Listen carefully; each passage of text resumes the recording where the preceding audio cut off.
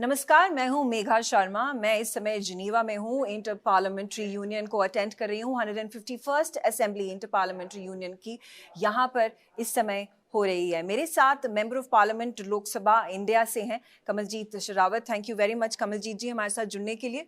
सबसे पहला क्वेश्चन मैं आपसे यही पूछना चाहूँगी कि पाकिस्तान के जो यहाँ पे डेलीगेट्स आए हैं, कल उन्होंने अनवारंटेड प्रोवोकेशन किया इंडिया को।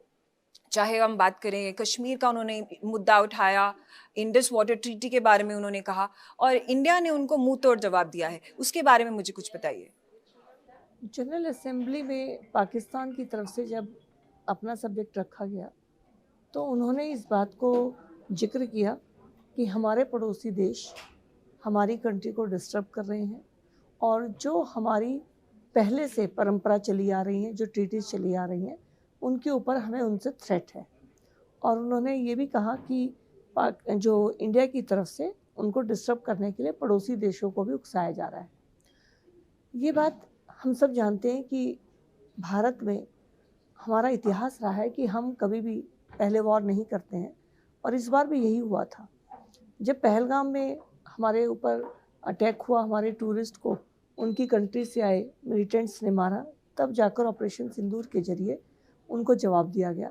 तो इसीलिए जब ये बात पाकिस्तान की तरफ से उठाई गई तो आरओ के अंदर जो हमारा एक लीगल राइट बनता है कि कोई कंट्री अगर हमें बाय नेम कुछ कहता है तो हम उसको जवाब दे सकते हैं।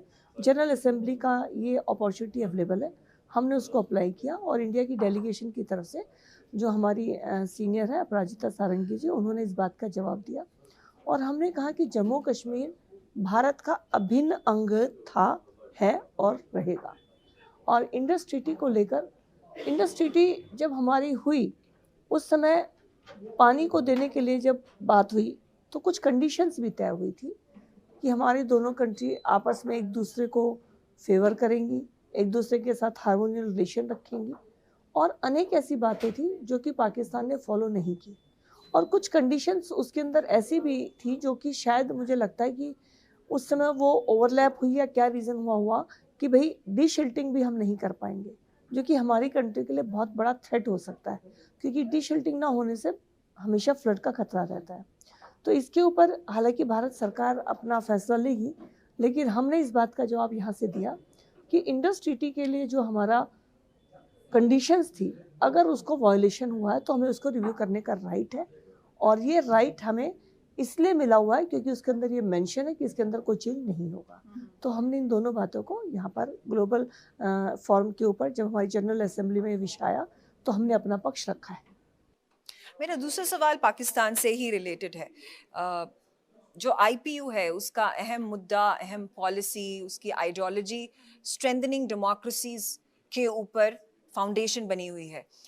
जबकि हम यहाँ देखते हैं कि पाकिस्तान को इनवाइट किया गया है। पाकिस्तान एक डिक्टेटरशिप से गुजरी है मल्टीपल टाइम्स। हमने देखा है अभी भी आर्मी उसको गवर्न करती है। ऐसे सिचुएशन में जो पार्लियामेंटेरियंस यहाँ पर एकत्रित हुए हैं, जो सेक्रेटरी जनरल हैं यहाँ पर, डेमोक्रेसी को कैसे प्रमोट करें, उसको कैसे स्ट्रेंथन करें? ये इंटरनेशनल फॉर्म है और यहाँ पे हर व्यक्ति को, हर कंट्री को अपनी बात कहने का राइट है और शायद यही डेमोक्रेसी आईपीयू फॉलो करती है। तो पाकिस्तान की आइडियोलॉजी के खिलाफ ये सभी देश खड़े हुए, हमें तब समझ में आया जब ऑपरेशन सिंदूर के बाद हमें अनेक कंट्रियों से संदेश प्राप्त हुआ। प्रधानमंत्री जी को, भारत सरकार को उनके मैसेज मिले, वो सब हमारे साथ खड़े थे। लेकिन इंटरनेशनल पार्लियामेंट यूनियन में सभी कंट्रीज़ को मौका देना, ये इस आईपीयू फॉर्म की डेमोक्रेसी का अपना एक तरीका है। तो वो देना ही चाहिए, कौन सी कंट्री क्या करती, क्योंकि यहीं पर आकर फिर आप समझ पाते हैं कि उनमें और हम में क्या अंतर है। हमारी कंट्री की तरफ से बात रखी गई, हमने कोई जिक्र नहीं किया, सिर्फ अपने बारे में बात की, लेकिन उन्होंने इस फॉर्म का मिसयूज किया और जिस तरह से पाकिस्तान ने इस बात को बोला, यही उनकी वो बातें हैं जो दुनिया के सामने उनकी झूठ को उजागर करती हैं। तो यहाँ पर उनका आना तो ठीक है, लेकिन ये भी दुनिया देख रही है कि पाकिस्तान क्या कर रहा है और भारत क्या कर रहा है। जी, आप मुझे कुछ बताएं, आपने यहाँ पे मीटिंग्स की हैं, यहाँ पे पार्टिसिपेट किया है, आपका पार्लियामेंटेरियन होने के नाते कौन से अहम मुद्दे आपने उठाए हैं जहाँ पे अभी जैसे आपने open session of the committee of to promote respect for international humanitarian law, इसके बारे में बात की, इसके बारे में आपने दूसरे पार्लियामेंटेरियंस के साथ भी मीटिंग की, इसके बारे में मुझे कुछ बताएं। ह्यूमैनिटेरियन लॉ की कमेटी में मैं मेंबर हूँ और इस कमेटी में पूरा डिस्कस किया गया कि जब देशों के अंदर क्राइसिस हो रहा है, वॉर सिचुएशन आ रही है, तो किस कंट्री का क्या एस्पेक्ट है, वो उसको कैसे डील कर रहे हैं। तो हमने बताया कि भारत अगर कहीं भी कोई भी प्राकृतिक आपदा आती है या कहीं पर भी वॉर की वजह से वहाँ के लोगों को मदद की जरूरत पड़ती है, तो इंडिया फर्स्ट रिस्पॉन्डर होता है। हमने ऑपरेशन कावेरी किया, हमने सूडान में लोगों को बचाया, हमने जब हमारी यूक्रेन की और रशिया की लड़ाई है उसमें हमने पीस मेकर की भूमिका निभाई। हम डेमोक्रेसी चाहते हैं और डेमोक्रेसी में पीस होना चाहिए, ये इंडिया का प्रिंसिपल है। लेकिन हर कंट्री का अपना अपना इशू है, तो इंडिया बिल्कुल न्यूट्रलाइज, बिल्कुल तटस्थ होते हुए अपनी भूमिका निभाता है और जो उस वॉर से या उस क्राइसिस से इफेक्टेड लोग होते हैं उनकी मदद के लिए सबसे आगे खड़ा होता है। तो हमने ये बात रखी है। हमने ये भी कहा है कि भारत कभी भी किसी भी व्यक्ति के रिफ्यूजी स्टेटस पे कोई सवाल नहीं करता है, लेकिन हमारी भारत की स्थिति ये है कि हमारे देश को इस तरह से इन्फिल्ट्रेशन किया जा रहा है, इस तरह से हमारे देश में लोग आ रहे हैं जिनका आने का कोई कारण नहीं है, तो भारत उसको भी स्वीकार नहीं करेगा। अगर बांग्लादेश के अंदर बांग्लादेश के रहने वाले लोगों को कोई दिक्कत है तो भारत वहाँ मदद कर सकता है, लेकिन भारत उन्हें अपने यहाँ पर नहीं लेकर आ सकता। लेकिन अगर किसी समुदाय को या किसी भी एक ग्रुप को जानबूझकर टारगेट करके कोई अगर करता है तो हम उसकी मदद के लिए हैं और इसीलिए हम CAA ये रूल भी लेकर आए, क्योंकि पड़ोस की जो हमारी कंट्रीज़ हैं उनमें 5 कम्युनिटी के लोग जिनको सिर्फ इसलिए टारगेट किया जा रहा था कि वो हमारी कंट्री की तरफ हमदर्दी रखते थे, या ये कह लीजिए कि वो हिंदू, जैन, पारसी जो इस तरह की हमारे समुदाय हैं, 5 समुदाय से बिलोंग करते थे, तो उन लोगों को वहाँ पर जानबूझकर टारगेट किया जा रहा है। उन लोगों के लिए हमने CAA अडॉप्ट किया है, ये भी हमने बताया। लेकिन ये भी कहा कि अगर कोई कंट्री जानबूझकर हमारे देश के अंदर लोगों को प्लेस करना चाहती है तो ऐसा इंडिया नहीं होने देगा। आपने ह्यूमैनिटेरियन एड के बारे में बात की, जो एजेंडा है, जो थीम है इस साल के IPU का 151st असेंबली, वो इसी को दर्शाता है, इसी थीम पर बना है। जब हम कहते हैं upholding humanitarian rights and supporting humanitarian action in the times of crisis, जो हम क्राइसिस देख रहे हैं, कॉन्फ्लिक्ट जोन है, चाहे वो पाकिस्तान ऑक्यूपाइड कश्मीर हो, बलोचिस्तान हो, यहाँ पर IPU के इस फोरम में पार्लियामेंटेरियंस मिलकर इसको कैसे, ह्यूमैनिटेरियन एड, ह्यूमैनिटेरियन राइट्स को कैसे प्रमोट कर सकते हैं? ह्यूमैनिटेरियन राइट में सबसे पहले जो विषय आता है कि सरकारों को अपनी महत्वाकांक्षा के लिए वहाँ पर रहने वाले निर्दोष लोगों को खतरे में नहीं डालना चाहिए। ये सबसे पहला ह्यूमैनिटेरियन एस्पेक्ट आता है। लेकिन हम देख रहे हैं कि पाकिस्तान जानबूझकर ऐसा कर रहा है। फ़िलहाल कॉन्गो में, सूडान में कई ऐसी कंट्रीज़ हैं, यूक्रेन है, और अगर हम देख रहे हैं इजराइल, ये सब इश्यूज़ चल रहे हैं। लेकिन भारत अपने स्टैंड पर कायम है। हम पीस चाहते हैं, हम किसी के साथ नहीं हैं, और जहाँ पर भी लोगों को हमारी मदद की आवश्यकता होगी, चाहे वो डॉक्टर्स की है, चाहे वो वहाँ पर इंफ्रास्ट्रक्चर को फिर से रिस्ट्रक्चर करने की है, वहाँ पर फूड की है, दवाइयों की है, इंडिया हमेशा फर्स्ट ऑफर लेकर वहाँ पहुँचता है। तो हमारा स्टैंड क्लियर है कि हम डेमोक्रेसी को स्ट्रेंथन करने में विश्वास रखते हैं।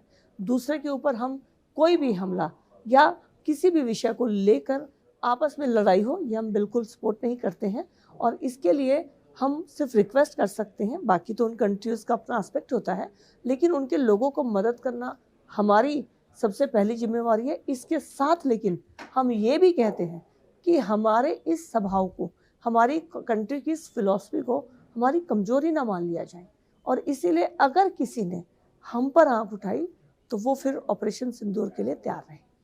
जी, मैं पहलगाम टेरर अटैक के विषय में आपसे बात करना चाहूँगी। जो 22 अप्रैल को जो टेरर अटैक हुआ, उसके बाद इंडिया ने एक मुंहतोड़ जवाब दिया। हमने मिलिट्री ऑपरेशन सिंदूर को सक्सेसफुली इम्प्लीमेंट किया। यहाँ पर आप इंडियन पार्लियामेंटेरियन के तहत और इंडिया के रिप्रेजेंटेटिव के तहत क्या कम्युनिकेशन, क्या मैसेज भेज रहे हैं दूसरे पार्लियामेंटेरियंस को? यहाँ पर भारत का मैसेज क्लियर है कि भारत एक ऐसा देश है जो अपने आप में बहुत सुखी है और वो चाहता है कि वसुधैव कुटुंबकम पूरा विश्व भी एक परिवार की तरह रहे। लेकिन पहलगाम वाली जो घटना हुई हमारे देश के अंदर आकर 22 अप्रैल 2025 में जो हमने घटना देखी, धर्म पूछकर लोगों को मारा गया और उनके परिवार के लोग सामने खड़े थे और उनकी नृशंस हत्या की गई। और ये दिखाया गया कि भारत में इस तरह से हमारी हिम्मत है कि हम अंदर घुसकर आपके देश में घटना कर सकते हैं। ये बहुत ही ऐसी तकलीफ़ की बात थी जो पूरे देश में एक साथ महसूस की। मैं भारत सरकार को बहुत इसमें साधुवाद, बहुत धन्यवाद देना चाहती हूँ कि उन्होंने सेना को अपना खुद एजेंडा तय करने के लिए स्वतंत्र किया। आप कुछ भी कहीं भी कैसे भी कर सकते हैं, चॉइस आपकी है। इंडिया की गवर्नमेंट आपके साथ खड़ी है, ये हमारे सैनिकों को विश्वास दिलाया गया। और भारत की सेना ने भी देखिए कितना अच्छा डिसीजन लिया कि हम पाकिस्तान के लोगों को कुछ नहीं कहेंगे। हमने जहाँ टेररिज्म को पैदा किया जा रहा था, टेररिज्म की नर्सरी थी, हमने आइडेंटिफाइड उन्हीं ठिकानों पे हमला किया। किसी भी एक पाकिस्तानी को जो कि टेररिज्म के खेल में डायरेक्ट इन्वॉल्व नहीं है, उसको कहीं कोई तकलीफ़ नहीं है। यही भारत की नीति है। हम किसी आम व्यक्ति को कोई तकलीफ़ नहीं देते, लेकिन जिन्होंने हमारे कंट्री में ये घटना करने की सोची, उनको हमने उनके जहाँ वो पैदा कर रहे थे वहीं पर जाकर ख़त्म किया। ये भारत की सोच को दिखाता है। और हमने ऑपरेशन सिंदूर को बढ़ाया नहीं क्योंकि हम ग्लोबल पीस चाहते हैं, तो अपनी तरफ से घटना नहीं चाहते, लेकिन ये भी संदेश दे दिया कि अगर हिम्मत करी तो इस बार सेना को दिल्ली पूछने की आवश्यकता नहीं है। सेना फ्री है, वो अपने डिसीजन ले लेगी। तो ये दोनों तरह से हमने अपनी कंट्री की फिलॉसफी को शो किया कि अगर हम पे हमला होगा हम छोड़ेंगे नहीं। और लेकिन किन से हमने बदला लिया? जो कि इस नर्सरी को डेवलप कर रहे थे या इस तरह की आइडियोलॉजी को इंडिया में भेजकर इंडिया को डिस्टर्ब करना चाहते हैं। तो यही भारत है और ये नया भारत है। आपने वसुधैव कुटुंबकम के बारे में बात की। ये हमारी फिलॉसफी है, हमारी आइडियोलॉजी है। प्राइम मिनिस्टर नरेंद्र मोदी ने इसको अपना एक विजन बनाया है। ग्लोबल लीडर के पोजीशन पे वो दुनिया भर में जाने जाते हैं। इस मिशन के बारे में कुछ बताइए, वसुधैव कुटुंबकम के बारे में कुछ बताइए। हम लोग कोविड को अगर याद करें, एक ऐसी स्थिति पैदा हो गई थी जिसके बारे में विश्व ने कभी सोचा नहीं था।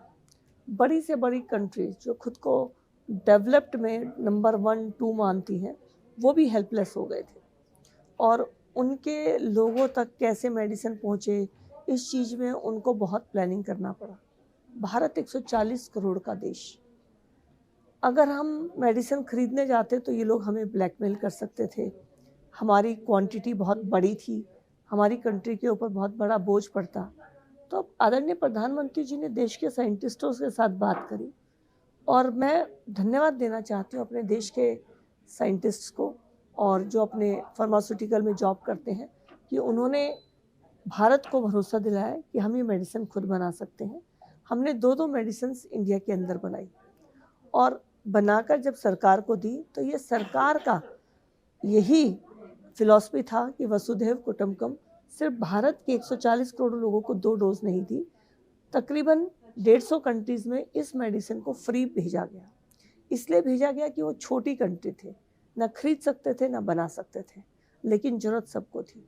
तो आदरणीय प्रधानमंत्री जी ने उसी समय निर्णय लिया और सिर्फ मेडिसिन नहीं, उनको पीपी किट या बाकी एलाइड सर जो भी उनको सपोर्ट चाहिए थी वो भी भेजी।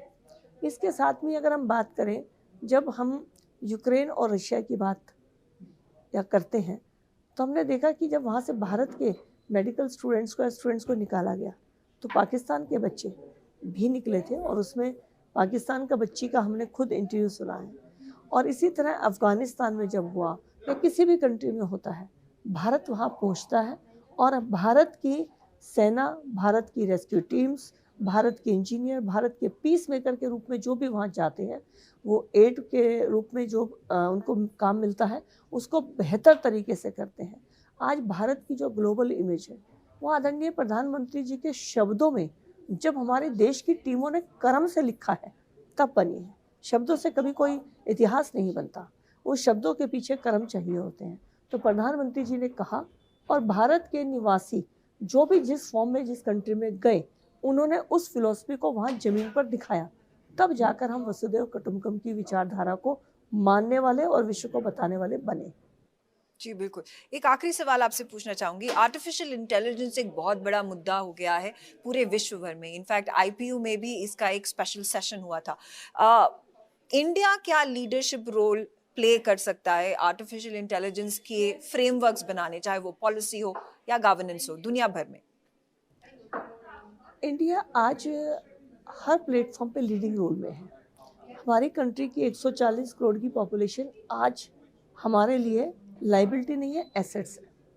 क्योंकि आप कहीं पर भी डिमांड पैदा कर सकते हैं, लेकिन आपको सप्लाई के लिए इतनी चिंता करने की बात नहीं है। डिमांड जहाँ पर है, सप्लाई अपने आप आ जाएगी। तो डिमांड हमारी कंट्री के अंदर है, इतनी बड़ी कंट्री है। फिर अगर मैं आर्टिफिशियल इंटेलिजेंस की बात करूं, तो आर्टिफिशियल इंटेलिजेंस एक चैलेंजिंग फील्ड है, बहुत बड़ा। इसको सेफ्टी और सिक्योरिटी के साथ कॉन्शियसली इस पर आगे बढ़ने की ज़रूरत है। और भारत इस समय, आप अगर डिजिटलाइजेशन की बात करें तो लीडिंग में है। कभी जब सांप सपेरों का देश जिस कंट्री को कहा जाता था और डिजिटल इंडिया की बात की गई थी तो सब मजाक उड़ाया गया था। लेकिन आज आप और मैं अगर उत्तराखंड के आखिरी गांव माना पे जाके 50 रुपए की मैगी खाते हैं और पेटीएम से 50 रुपए की पेमेंट करते हैं, तो इससे बड़ा डिजिटल इंडिया नहीं हो सकता। यानी हमारी कंट्री में क्यूरियोसिटी है टेक्नोलॉजी को लेके। तो एआई को जानने समझने के लिए भी बहुत जल्दी हमारा देश तैयार होगा। पॉलिसी फ्रेम करने के लिए सरकार बहुत चिंता कर रही है, क्योंकि एआई अगर पॉलिसीज़ नहीं होंगी तो एक डेंजर टूल भी हो सकता है। तो इसीलिए भारत में अगले साल फरवरी के अंदर सभी कंट्रीज़ को बुलाकर एक एआई के ऊपर समिट भी हो रहा है, जिसमें कि हम लोग एआई को लेकर सभी कंट्रीज़ को मौका देंगे कि वो क्या सोच रहे हैं। और इसके ऊपर इंडिया ने पहले ही काम करना शुरू कर दिया है। तो आने वाली फरवरी में इंडिया के अंदर इंटरनेशनल मीट भी हो रही है। हमारी कंट्री के प्रोफेशनल, हमारी कंट्री की गवर्नमेंट लगातार मिल रहे हैं कि किस तरह से पॉलिसी को फ्रेमवर्क किया जाए। और मुझे लगता है कि इंडिया बहुत जल्दी एआई के अंदर भी खुद को ग्लोबल लीडर के रूप में पेश कर देगा, क्योंकि जितनी भी ग्लोबल कंपनीज हैं वर्ल्ड में, कहीं ना कहीं देखें तो उनको लीड करने वाले माइंड इंडियन हैं, जहां वो रिप्रेजेंट कर रहे हैं। तो पहले कंट्री के अंदर उनको नहीं मिलता था इतना अपॉर्चुनिटीज़, लेकिन आज इंडिया भी तैयार है। और मैं इससे बढ़कर कहूँगी इंडियन भी तैयार है। आज भारत का हर व्यक्ति अपने देश के लिए बहुत चिंतित है। तो मुझे लगता है एआई प्लेटफॉर्म पे प्रैक्टिकलिटी को देखते हुए क्या क्या गाइडलाइंस होनी चाहिए, क्या रूल्स होने चाहिए, प्रोफेशनल्स और गवर्नमेंट मिलकर इसको बनाएगी। और इंटरनेशनल लेवल पे हम किस तरह से इनको मीट करेंगे, इसके लिए सरकार अंतर्राष्ट्रीय स्तर की मीट्स पहले ही प्लान कर चुकी है और इसके ऊपर सरकार बहुत सीरियस है। कमलजीत शेरावत जी, हमारे साथ जुड़ने के लिए बहुत बहुत शुक्रिया। Thank you very much. आपने न्यूज़ एक्स के साथ वार्तालाप की। Thank you.